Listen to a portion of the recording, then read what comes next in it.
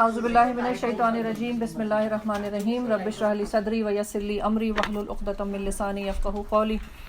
اللہم انی عبدک و ابن عبدک و ابن امتک ناصیتی بیدک ماض فی حکمک عدل فی قضاؤک اسألک بکل اسم هو لک سمیت به نفسک او علمته احدا من خلقک او انزلته فی کتابک او استأثرت به فی علم الغیب عندک ان تجعل القرآن العظیم ربیع قلبی ونور صدری وجلاء حزنی وذہاب ہمی وغمی۔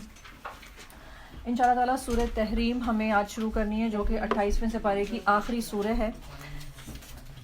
پچھلی کلاس میں ہم نے سورہ طلاق پڑھی تھی۔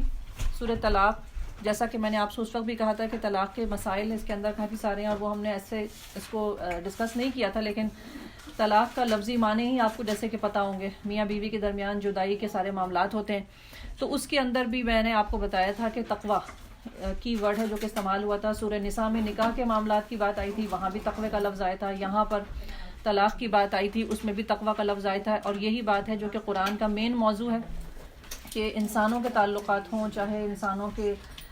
پیسوں کا مسئلہ ہو، چاہے انسانوں کے معاشرے کے اندر کوئی بھی کام اس کو کرتے ہوں، جو بھی کچھ کرنا ہو انسان کو دنیا میں، اصل چیز ہوتی ہے کہ اللہ کا تقویٰ اسے اختیار کرنا چاہیے ہر چیز کے لیے۔ اب ہماری سورہ تحریم شروع ہوگی، اور اس سورہ کا جو موضوع اصل میں آئے گا، اس کے اندر جو واقعات آئیں گے، اس سے یہ بات سمجھ میں آئے گی کہ جو میاں بیوی کے درمیان محبت کا اور ایک اعتماد کا رشتہ ہوتا ہے، اس کے اندر بھی تقویٰ ہی آئے گا۔ پچھلی صورت میں طلاق کی بات آئی تھی، طلاق کا مطلب ہوتا ہے شوہر اور بیوی کے درمیان اختلاف کی وجہ، اس وقت بھی تقویٰ تھی۔ اب میاں بیوی کی محبت کی بات آ رہی ہے، اس میں بھی تقویٰ کی بات آئے گی، اور یہی ٹاپک مین موضوع ہوگا کہ اپنے خاندان والوں سے جب ہمیں محبت ہوتی ہے، اپنے خاندان والوں کے ساتھ ہمارا جو بھی رشتہ ہوتا ہے، جس کے اندر ایک پرائیویسی بھی ہوتی ہے، ایک سیکریسی بھی ہوتی ہے، ایک ایکسپیکٹیشن ہوتی ہے، جو کچھ بھی ہم میاں بیوی کے درمیان رشتے کے درمیان میں سوچتے ہیں، سب کچھ کا تعلق تقویٰ سے ہے، کیونکہ میاں بیوی کا تعلق جو ہوتا ہے وہ اصل میں ایک خاندان کی بنیاد کا تعلق ہوتا ہے۔ تو خاندان کی بنیاد بننا، چلنا اور ٹوٹنا، تینوں چیزوں میں تقویٰ از دا کی ورڈ، اور یہ اس سورہ کا ایک مین موضوع ہے جو اس سورہ کی باقی تمام آیات میں بھی ہم دیکھیں گے۔ اور شروع کر لیتے ہیں۔ پہلی اس کی جو آیات ہیں ہماری تقریباً 5 آیات، ان کے اندر جو ایک خاص واقعہ ہے جس کو ڈسکس کیا جا رہا ہے، وہ رسول اللہ صلی اللہ علیہ وسلم کے ایک ذاتی معاملے سے اس کا تعلق تھا، اور وہ یہ تھا کہ آپ صلی اللہ علیہ وسلم کا روز کا معمول یہ تھا کہ عصر کی نماز کے بعد آپ اپنی ازواج مطہرات کے پاس جایا کرتے تھے، ان کے گھروں میں جایا کرتے تھے،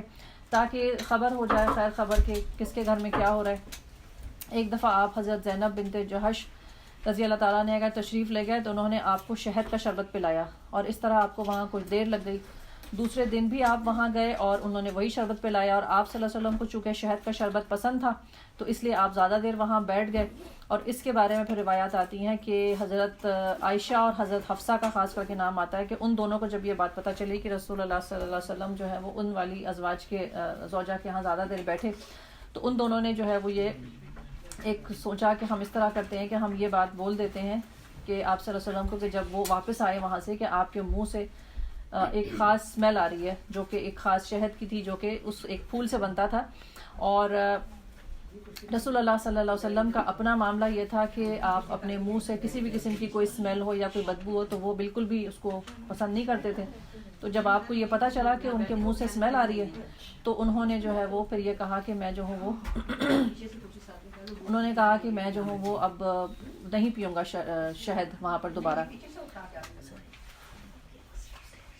انہوں نے کہا کہ میں وہاں پر شہد نہیں پیوں گا، اور اس وجہ سے انہوں نے قسم کھا لی کہ میں آئندہ جو ہے وہ شہد نہیں پیوں گا، اور اس پر یہ آیت نازل ہو گئی۔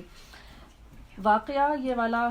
بہت ساری باتیں بتاتا ہے، جس میں سے ایک سب سے بڑی بات یہ بتاتا ہے کہ تقویٰ کی معنوں میں جب ہم بات کرتے ہیں کسی شخص کے متقی ہونے کی یا تقویٰ کی، تو ذہن میں آتا ہے کہ وہ شخص عیب سے پاک ہوگا، اس کے اندر کبھی کوئی برائی نہیں ہوگی، کبھی کوئی کمزوری کا لمحہ نہیں آیا ہوگا اس کے اوپر، کبھی اس کے دل میں کوئی خواہش اچھی بری نہیں آئی ہوگی۔ لیکن یہ والا واقعہ پڑھ کے لگتا ہے کہ حضرت عائشہ کی بات ہو رہی ہے، حضرت حفصہ کی بات ہو رہی ہے، رسول اللہ صلی اللہ علیہ وسلم کے ازواج کی بات ہو رہی ہے، اور ایسی بات کرنا کہ 2 بیویاں مل کے اس طرح کی کوئی بات کر رہی ہیں، تو ایک بات یہ سمجھ میں آتی ہے کہ یہ کوئی پسندیدہ بات بہرحال نہیں تھی، ظاہر اللہ تعالیٰ نے اس کے اوپر رکھی بھی ہے، بات آگے آئے گی بھی، لیکن یہ کہ انسان واقعی انسان ہوتا ہے، بے عیب ذات اللہ کی ہے، لیکن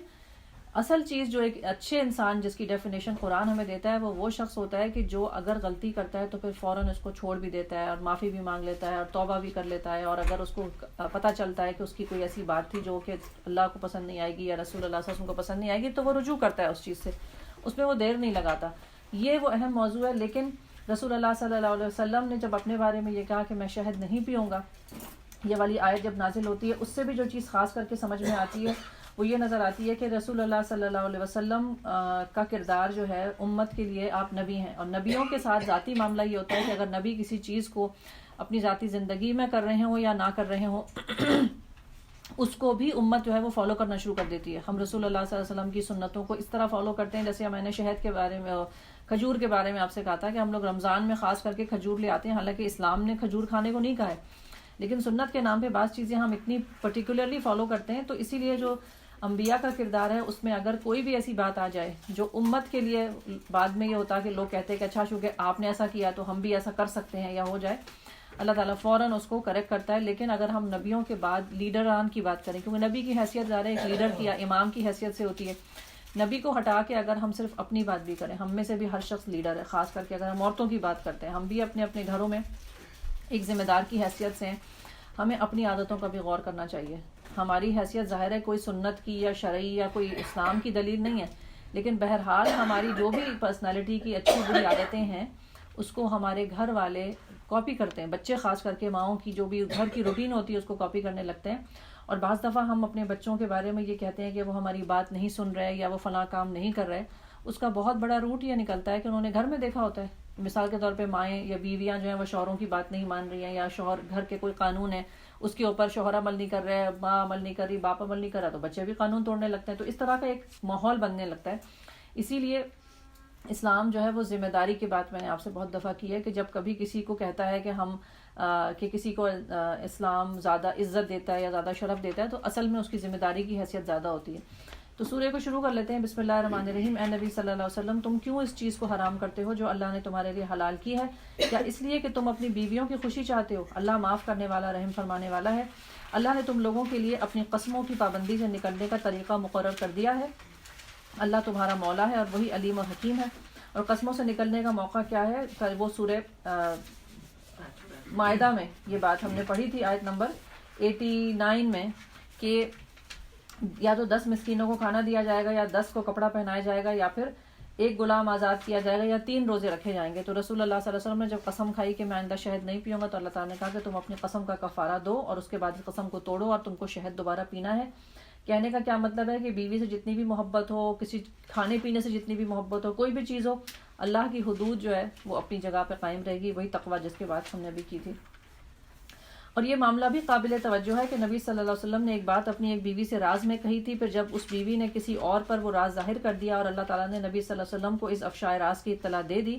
تو نبی نے اس پر کسی حد تک اس بیوی کو خبردار کیا اور کسی حد تک اس سے درگزر کیا.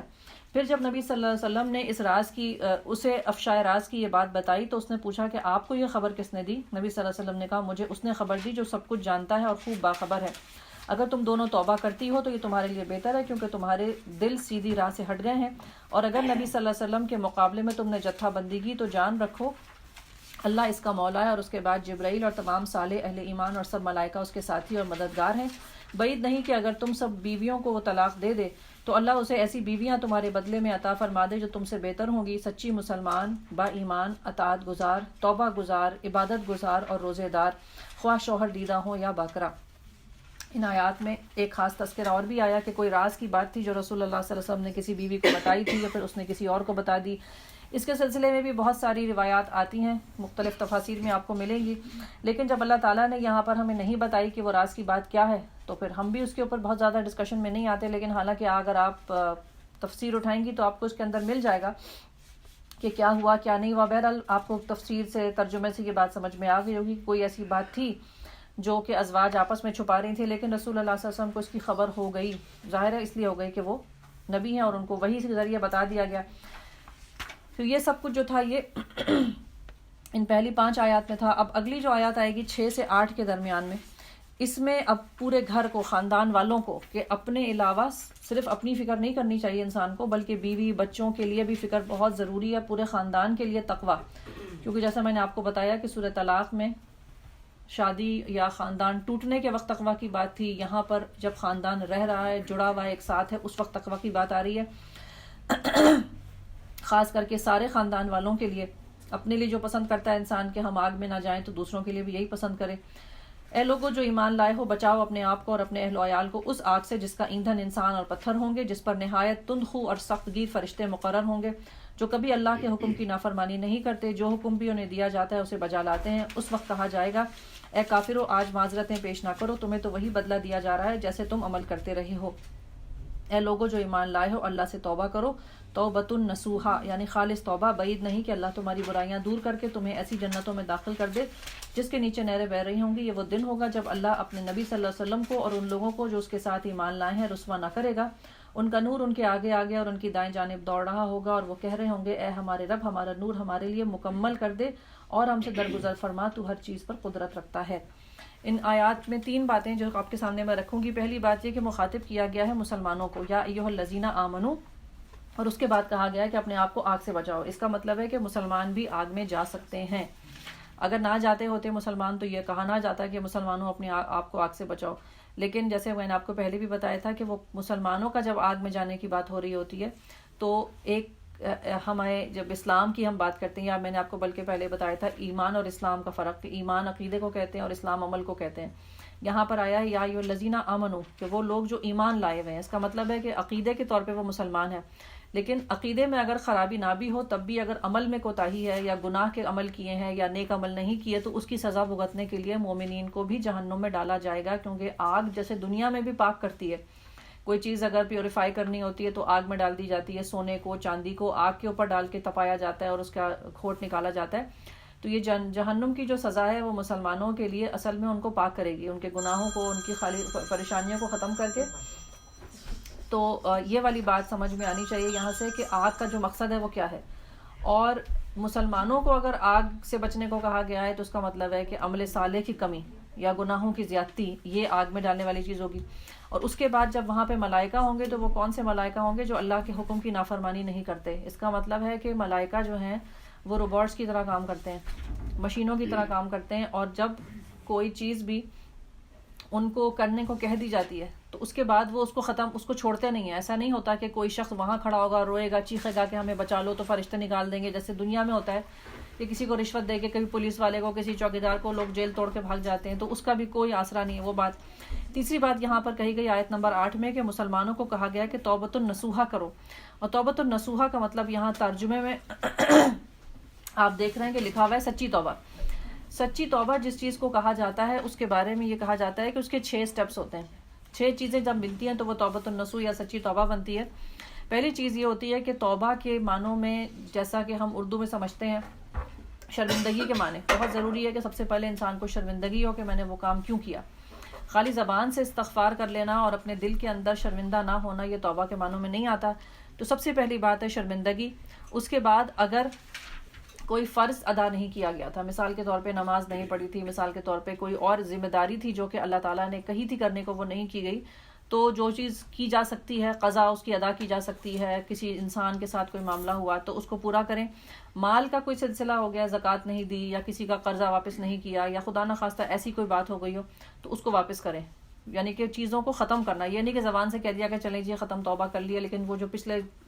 اسٹرنگز اٹیچ تھے وہ ان کو وہیں چھوڑا ہوا رکھا ہوا ہے، اوپن وونڈز کھلے ہوئے ہیں، ایسا نہیں ہے۔ اس کے علاوہ اگر اپنے ہاتھ اور اپنے زبان سے کسی کو تکلیف دی ہے تو اس کی معافی جا کے مانگ لیں تو زیادہ بہتر ہے، تاکہ بات وہیں پہ ختم ہو جائے۔ اس کے بعد 5ویں چیز یہ ہے کہ پھر آئندہ کے لیے توبہ کرنا کہ اب ہم آئندہ کبھی یہ کام نہیں کریں گے۔ شرمندہ ہونا ماضی کے لیے اور مستقبل کے لیے یہ پلان بنانا کہ آئندہ کبھی ہم یہ گناہ نہیں کریں گے، اور اس طرح کوشش کرتے رہنا۔ چھٹی چیز یہ کہ جس طرح گناہ کر کے اپنی زندگی، اپنا ٹائم، اپنی جوانی یا اپنا پیسہ جو ہے گناہ میں لگایا تھا، اب اس وقت کو یا اس پیسے کو یا اس ٹائم کو جو آپ کے پاس ہے اب آپ نیک کاموں میں لگائیں، کیونکہ گناہ کرنا ایک ظاہر وقت لگتا ہے، انسان کا پیسہ بھی لگتا ہے، شوق بھی لگتا ہے، بہت عمر لگ جاتی ہے اس کے پیچھے۔ تو جب آپ اس کام کو چھوڑ دیتے ہیں جو آپ پہلے کر رہے تھے تو اب ایک زندگی میں ایمٹینس آ جائے گی۔ اگر کوئی شخص مثال کے طور پہ، میں مثال کے طور پہ دے رہی ہوں، اگر مثال کے طور پہ کوئی شخص جوا خانہ چلاتا تھا،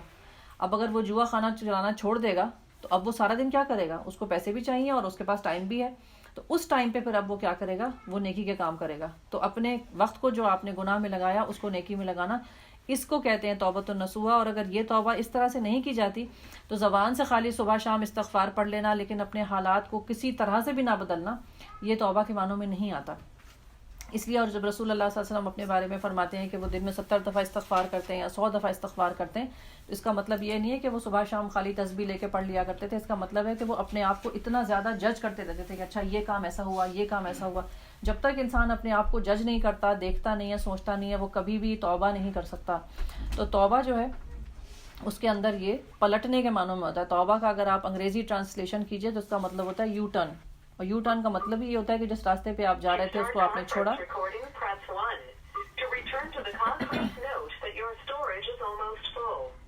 تو جب جب تک آپ اس چیزوں کو آپ چھوڑتے نہیں ہیں جن کو آپ نے کیا تھا، جب تک توبہ ہے اس معنوں میں آتی نہیں. اور اس کے بعد جو آخری آیت کا ترجمہ جہاں پہ ختم کیا تھا کہ وہ جو لوگ جائیں گے جنت میں وہ اپنے رب سے کہیں گے کہ اے رب ہمارا نور مکمل کر دے. اور اس کے بارے میں بھی بات یہی آتی ہے کہ جب، جیسے میں نے آپ کو پچھلی سورہ حدید میں بتایا تھا کہ منافقین جو ہیں وہ مانگیں گے کہ کوئی ہمیں نور دے دے، کوئی ہمیں تھوڑی سی روشنی دے دے. تو جب منافقین کو دیکھیں گے لوگ اس طرح سے ان کے پاس روشنی کی کمی ہو گئی اور وہ اندھیرے میں بھٹک رہے ہیں، تو جو مومن لوگ ہوں گے ان کو گھبراہٹ ہوگی کہ کہیں ہمارے ساتھ بھی ایسا نہ ہو جائے. کیونکہ جیسے کوئی بھی لائٹ ہوتی ہے، کسی کے ہاتھ میں کوئی فلیش لائٹ ہے، کوئی موم بتی ہے، آخر اس کی فیول ختم ہو جاتا ہے یا اس کی بیٹری ختم ہو جاتی ہے تو آپ کو ڈر لگتا ہے کہ بھئی کہیں لائٹ نہ چلی جائے، کہیں اندھیرا نہ ہو جائے. تو اس وقت وہ گھبرا کے دعا کر رہے ہوں گے، کیونکہ اس وقت انسان کو اندازہ ہوا کہ جتنے بھی ہم نے اعمال کیے تھے بہرحال وہ اتنے نہیں ہیں کہ وہ ساری آخر تک بھی ہمیں سنبھالیں. ہر چیز کا ایک ٹائم ہوتا ہے جو ختم ہو جاتی ہے، لیکن پھر وہ اللہ ہے جو اس نور کو مکمل کر دے گا. انسان کے اعمال ختم ہو جائیں گے، انسان کی نیکیاں ختم ہو جائیں گی، لیکن اللہ کی رحمت اس روشنی کو جلائے رکھے گی. تو یہ والی بات آتی ہے، اور یہ دعا ہمیشہ ہم اپنے لیے بھی مانگتے رہنا چاہیے کہ ربنا اتمم لنا نورنا واغفر لنا، کہ جب اللہ مغفرت کر دیتا ہے، اللہ تعالیٰ رحمت کر دیتا ہے تو پھر اس روشنی کو بڑھا دے گا. اب آگے کی جو آیت ہے، آیت نمبر 9 ایک آیت ہے، اس میں خاندانی زندگی میں پھوٹ ڈالنے والے جو لوگ تھے، اور خاص کر کے جو مدینہ کا معاملہ تھا جو کہ حضرت عائشہ کے ساتھ معاملہ ہوا، اور یہ تمام لوگوں کا ہم نے سورہ بقرہ میں بھی دیکھا تھا، سلیمان علیہ السلام کے زمانے میں جادو کرنے والے لوگ، اور یہ سب کچھ سارا کچھ میاں بیوی کے درمیان پھوٹ ڈالنے والے لوگ، ان کا تذکرہ آ رہا ہے کہ اے نبی صلی اللہ علیہ وسلم کفار اور منافقین سے جہاد کرو اور ان کے ساتھ سختی سے پیش آؤ، ان کا ٹھکانہ جہنم ہے اور وہ بہت برا ٹھکانہ ہے. اور جہاد سے مراد یہاں پر یہ نہیں تھا کہ ان سے جا کے لڑائیاں کرو اور ان کو قتل کرو، بلکہ مضبوطی کے ساتھ پیش آؤ، اپنے آپ کو اتنا سخت رویہ رکھو کہ وہ لوگ تمہارے درمیان میں گھسے نہ. کیسا نہ ہو کہ کمزور پڑ جاؤ اور وہ فائدہ اٹھا کر کے کہیں گھروں میں گھستے ہیں اور پھر اسکینڈلز بناتے ہیں اور اس قسم کی باتیں کرتے ہیں. تو اس سے بچنے کے بارے میں بات کی جا رہی ہے. اور آخری جو 2 آیات ہیں 10 اور 12 کے درمیان میں، اس میں جو موضوع آئے گا وہ یہ آئے گا کہ جو میاں بیوی کے درمیان کے جتنے بھی تعلقات ہوتے ہیں سب کچھ ہے اپنی جگہ، محبت، دوستی، سب کچھ ٹھیک، لیکن جب ایمان کی بات آتی ہے اور عمل کی بات آتی ہے، ہر شخص آخر میں اپنے عمل کی جزا پاتا ہے. حالانکہ میاں بیوی کا تعلق اتنا زیادہ قریبی اور اتنا مضبوط ہوتا ہے کہ زندگی کے آلموسٹ سارے فیصلے ان کے اکٹھے ہوتے ہیں. اس ملک میں تو آپ دیکھیں ٹیکس بھی جوائنٹ فائل ہوتے ہیں اور ہر چیز کی پراپرٹی بھی جوائنٹ ہوتی ہے، ہر چیز، یہ بینک اکاؤنٹ بھی جوائنٹ ہے، سارا کچھ آپ کا جوائنٹ ہوتا ہے، لاسٹ نیم بھی سیم ہوتا ہے، دنیا کی چیزوں میں سب کچھ سیم چل رہا ہوتا ہے. آخرت میں ہر شخص اللہ کے سامنے اپنی حیثیت میں اکیلا کھڑا ہو جائے گا، کوئی کسی کی بیوی اور کسی کا میاں ہونے کی وجہ سے نہیں بچے گا. اس لیے مثال کیا دی گئی؟ اللہ کافروں کے معاملے میں نوح علیہ السلام اور لوط علیہ السلام کی بیویوں کو بطور مثال پیش کرتا ہے. وہ ہمارے 2 صالح بندوں کی زوجیت میں تھیں، مگر انہوں نے اپنے شوہروں سے خیانت کی اور وہ اللہ کے مقابلے میں ان کے کچھ بھی کام نہ آ سکے، اور دونوں سے کہہ دیا گیا کہ جاؤ آگ میں جانے والوں کے ساتھ تم بھی چلی جاؤ. یہ دونوں خواتین وہ تھیں جن کے شوہر نبی تھے لیکن ان کے اپنے اعمال جو تھے وہ اس قابل نہیں تھے کہ وہ جنت میں جا سکیں، تو ان کو کہہ دیا جائے گا کہ تم جہنم میں چلی جاؤ. اہل ایمان کے معاملے میں اللہ فرعون کی بیوی کی مثال پیش کرتا ہے، جبکہ اس نے دعا کی تھی کہ اے میرے رب، میرے لیے اپنے یہاں جنت میں ایک گھر بنا دے اور مجھے فرعون اور اس کے عمل سے بچا لے اور ظالم قوم سے مجھ کو نجات دے دے. دوسری مثال دے دی گئی فرعون کی بیوی کی، جس کے کہ میاں بہت خراب تھا. لیکن کسی کا اگر میاں خراب ہے اور اس کو بہت ستاتا ہو، جو سب کچھ کرتا ہو سکتا ہے کہ ذہنی طور پہ یا جسمانی طور پہ یا زندگی کے جو مسئلے مسائل ہوتے ہیں، روزانہ کی جو بھی انسان کی زندگی ہوتی ہے، اس میں شوہر کی وجہ سے کسی عورت کو تکلیف ہو، لیکن اس کا یہ مطلب تو نہیں ہے کہ وہ اللہ کے تعلقات بھی اس کے ساتھ خراب ہو جائیں. اور اللہ کے ساتھ تعلق ٹھیک رکھنے کے لیے اصل میں تو انسان کو عقیدہ چاہیے، عمل اس کے بعد میں آتا ہے. عمل ایسی چیز ہوتی ہے جس کا موقع جتنا انسان کو مل سکتا ہے اور جتنا جس کو ملتا ہے وہ اتنا ہی ملتا ہے، زیادہ نہیں ملتا، کم بھی نہیں ملتا. لیکن دل کا تعلق جو ہے اس پر کسی کی پابندی نہیں ہے، آپ کی سوچوں پر پابندی نہیں ہے، آپ کی نیتوں پر پابندی نہیں ہے، آپ کے ارادوں پر پابندی نہیں ہے. عمل پہ پابندی کوئی لگاتا ہے تو لگا لے، لیکن اس کا مطلب یہ تو نہیں ہے کہ جس کا شوہر خراب ہے تو وہ عورت بھی جہنم میں چلی جائیے کہ میرے شوہر نے مجھے منع کیا تھا. شوہر نے سوچنے سے کبھی نہیں منع کیا، دعائیں مانگنے سے نہیں منع کیا. تو اس کی مثال حضرت عائشہ کی دے دی گئی. اور تیسری مثال ہے ایک ایسی عورت کی جس کا باپ بھی نہیں ہے اور شوہر بھی نہیں ہے، دو ایسے شخص یا دو ایسا رشتہ جو کہ کسی عورت کو یہ کہہ سکتا ہے کہ بھئی ہمیں یا تو سپورٹ کرتا ہے یا ہمیں سپورٹ نہیں کرتا، اکیلی عورت ہے، اس کی بھی مثال دے دی گئی. اور عمران کی بیٹی مریم کی مثال دیتا ہے جس نے اپنی شرمگاہ کی حفاظت کی تھی، پھر ہم نے اس کے اندر اپنی طرف سے روح پھونک دی اور اس نے اپنے رب کے ارشادات اور اس کی کتابوں کی تصدیق کی اور وہ اطاعت گزار لوگوں میں سے تھی. تو حضرت مریم کی مثال بھی مل جاتی ہے کہ ہو سکتا ہے کہ معاشرے میں کوئی عورت ایسی ہو جس کا کوئی سپورٹر نہ ہو، لیکن پھر بھی وہ اپنے طور پر حیادار ہے، اپنے طور پہ اچھے کام کرتی ہے، یہ بھی اس کے لیے بہت بڑی بات ہے. تو یہ تھا ٹاپک ہمارا سورہ تحریم کا، تقوی اس کا مین تھیم تھا. اب ہمارا 29واں سپارہ شروع ہو جاتا ہے اور یہاں سورہ ملک شروع ہوتی ہے. سورہ ملک کا جو مرکزی مضمون ہے وہ ہے اللہ تعالیٰ کی نشانیاں. اور سورہ ملک ان صورتوں میں سے ہے جس کے بارے میں آپ کو پتہ ہوگا کہ اس کو روزانہ شام کو پڑھنا، رات کو پڑھنا، اس کی بارے میں بتایا گیا ہے. فضیلت اس کی ہے، حضرت ابو ہریرہ سے روایت ہے کہ رسول اللہ صلی اللہ علیہ وسلم نے فرمایا کہ قرآن میں ایک صورت ہے 30 آیات والی، اس صورت نے ایک آدمی کی شفاعت کی تاکہ اسے بخش دیا گیا، اور وہ صورت ہے تبارک الذی بیدہ الملک. اور سیدنا جابر فرماتے ہیں کہ رسول اللہ صلی اللہ علیہ وسلم اس وقت تک نہیں سوتے تھے جب تک آپ سورہ